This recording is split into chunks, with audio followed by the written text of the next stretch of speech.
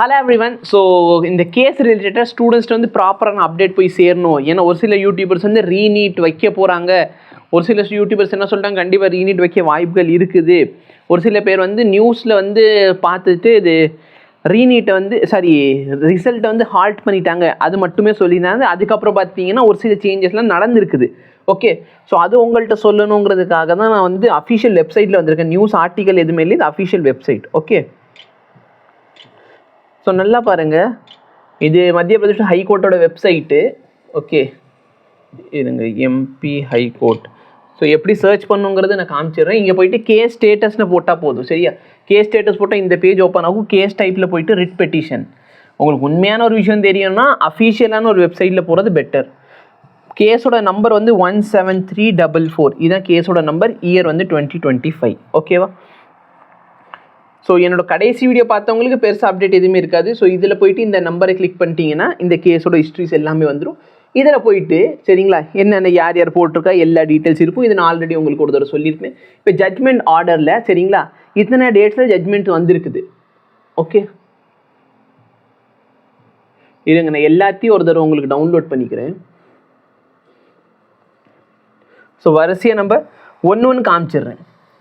ஓகேவா? ஏன்னா ஸ்டூடெண்ட்ஸ் வந்து உடனே பயந்து பேனிக் ஆகுறாங்க இந்த இடத்துல. ஸோ அந்த பேனிக்னஸே இருக்கக்கூடாது. இந்த நடுவில் வந்து வீடியோ போட்டிருக்கணும், பட் பெருசாக எதுவுமே மாற்றம் இல்லை. சப்போஸ் கடைசி வீடியோ பார்த்தவங்களுக்கு தெரியும், அதுக்கப்புறம் எந்த பெருசாக மாற்றமே நடக்கலை. ஓகேவா? டேட்டுக்கு அப்புறம் டேட்டுக்கு அப்புறம் டேட் இதான் நடந்திருக்குது. ஸோ 13ஆம் தேதி தான் ஃபஸ்ட்டு ஹியரிங். ஃபஸ்ட் ஹியரிங்கில் பார்த்தீங்கன்னா என்டிஏ சார்பாக யாரோ வந்துட்டு எங்களுக்கு ஒரு நாள் டைம் கொடுங்க, அதனால் இந்த கேஸை வந்து என்ன பண்ணிட்டாங்கன்னா 15ஆம் தேதிக்கு தள்ளி போட்டாங்க. இதுதான் நடந்த ஃபஸ்ட்டு விஷயம். ஓகேவா? 13ஆம் தேதியில் என்ன பண்ணிட்டாங்க, 15ஆம் தேதி தள்ளி போட்டாங்க. 15ஆம் தேதி நடந்த இதில் தான் இவங்க என்ன சொல்லிட்டாங்கன்னா,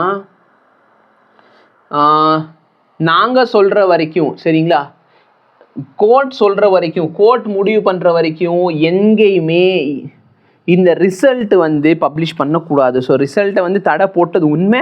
இது என்றைக்குன்னா 15ஆம் தேதி. அதுக்கப்புறம் பார்த்தீங்கன்னா 16ஆம் தேதி வந்து சாலிட்டர் ஜெனரல் ஆஃப் இந்தியா வந்தார். ஓகேவா? துஷார் மேத்தா தான் சாலிட்டர் ஜெனரல் ஆஃப் இந்தியா. அவர் வந்துட்டு தேவையான விஷயங்கள்லாம் சொன்னதுக்கு அப்புறமேல் பார்த்தீங்கன்னா என்ன சொல்லிட்டாங்கன்னா, நல்லா பாருங்கள், 15ஆம் தேதி நாங்கள் சொன்ன தீர்ப்பை மாற்றுறோம், மாடிஃபை பண்ணிக்கிறோம். சரிங்களா? To the extent that respondent, யார் ரெஸ்பாண்டன்ட், என்டிஏ தான் ரெஸ்பாண்டன்ட். என்டிஏ வந்து ரிசல்ட்டை டிக்ளேர் பண்ணிக்கலாம். அந்த அளவுக்கு எங்கள் தீர்ப்பை நாங்கள் என்ன பண்ணுறோம், மாற்றுறோம். யாரை தவிரனா ஒரு 11 சென்டரை தவிர. அந்த 11 சென்டரோட அஃபிஷியல் லிஸ்ட் இன்னுமே வரல. ஆனால் என்னையை பொறுத்த வரைக்கும் இந்த 11 சென்டர் பற்றி பேசுகிறாங்கன்னா ஏன்னா என்டிஏ பேசியிருக்காங்க. ஓகேவா? ஒரு மத்திய பிரதேஷ் ஹைகோர்ட்டில் பேசுகிறாங்கன்னா மத்திய பிரதேஷோட இஷ்யூவாக இருக்கும். ஆனால் சொன்னது வந்து சாலிட்டர் ஜெனரல் ஆஃப் இந்தியா. அப்போ மேபி அவர் வந்து இந்தியாவில் இருக்கிற எல்லா சென்டரை பற்றியும் சேர்த்து கூட சொல்லியிருக்கலாம். அது என்னங்கிறது நம்மளுக்கு இன்னுமே தெரியல. ஸோ அவர் சொன்னது வந்து 11 சென்டரில் இந்த ப்ராப்ளம் இருக்குது. ஸோ நிறைய ஸ்டூடெண்ட்ஸுக்கு டவுட் என்னன்னா, அந்த 11 சென்டர் என்னென்ன சென்டர் சார்? சரிங்களா, அந்த ஊரில் இருக்க சென்டர் மட்டுமா இல்லை நம்ம ஊரில் இருக்க சென்டருமா? ஓகேவா?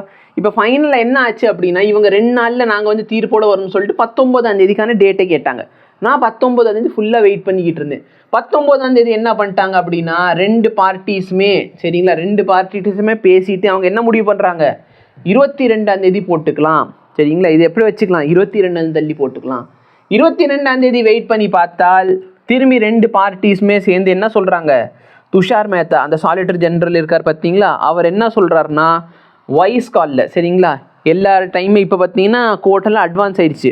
ஏன்னா அவர் ஒருத்தவர் தான் என்டிஏ ரெப்ரசென்ட் பண்ணணும். ஸோ எந்தெந்த ஊரில் கேஸ் போட்டிருக்கோ எல்லா ஊரில் இருக்க கேஸ்க்கு அவர் வந்து டெய்லியெலாம் போய்கிட்டு இருக்க முடியாது. அதனால் என்ன பண்ணுறாரு அவர், விசினா வாய்ஸ் காலில் சரிங்களா, த்ரூ விசி ஃபார் ரெஸ்பாண்டன்ட்காக அவர் வந்து பேசிட்டு என்ன சொல்கிறாருன்னா 26ஆம் தேதி வைங்க அப்படின்னு சொல்கிறாரு.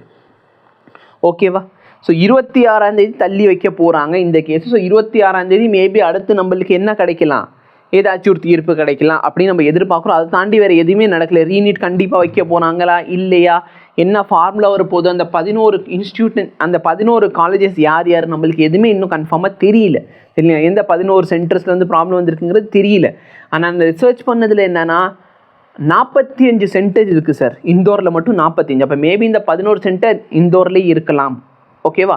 இந்தோரில் மட்டும் 45 சென்டர் போட்டாங்க, அதில் 11 சென்டரில் தான் ப்ராப்ளம் வந்துருக்குன்னா ஏன்னா ஒரு சில இந்த குவாரா இதிலெல்லாம் அந்த ஊர் பசங்களே வந்து ரொம்ப பேனிக்கானாங்க.